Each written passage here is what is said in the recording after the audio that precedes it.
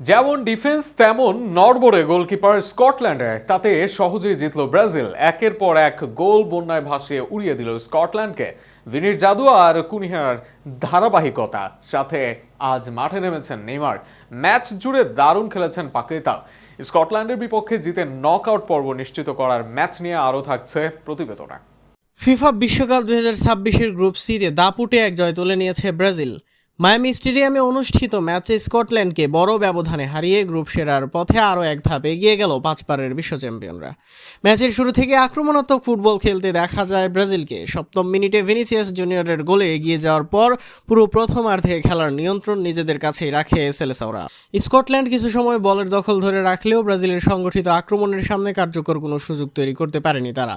প্রথমার্ধের যোগ করা সময়ের তৃতীয় মিনিটে ব্যবধান দ্বিগুণ করেন ভিনিসিয়াস। ডান প্রান্ত দিয়ে উঠে আসা গ্যাব্রিয়েলের নিখুঁত ক্রস বক্সের ভেতরে পেয়ে দুর্দান্ত হেডে বল জালে জড়ান ব্রাজিলিয়ান তারকা। গোলটি ব্রাজিলকে 2-0 ব্যবধানে এগিয়ে নিয়ে যায় এবং বিরতির আগে স্কটল্যান্ডকে আরও চাপে ফেলে। দ্বিতীয়ার্ধেও আক্রমণের ধার কমায়নি ব্রাজিল। ম্যাচের 60 মিনিটে দলের তৃতীয় গোলটি করেন মাতিউস কুনিয়া। মাঝমাঠ থেকে ব্রুনো গিমারেসের চমৎকার পাস পেয়ে ডান দিক দিয়ে এগিয়ে যান কুনিয়া।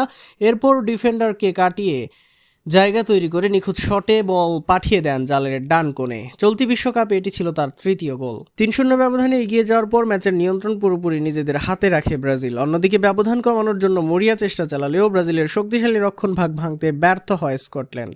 ম্যাচের 76 মিনিটে মাঠে নামেন ব্রাজিলিয়ান সুপারস্টার নেইমার। দীর্ঘ সময় পর বিশ্বকাপের মঞ্চে তার উপস্থিতি দর্শকদের উচ্ছ্বাস বাড়িয়ে দেয়। তার প্রত্যাবর্তন ছিল ম্যাচের অন্যতম আকর্ষণ। শেষ পর্যন্ত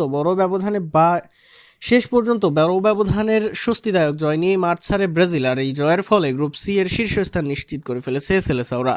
অন্যদিকে টুর্নামেন্টে টিকে থাকার সমীকরণ আরও কঠিন হয়ে গেল স্কটল্যান্ডের জন্য।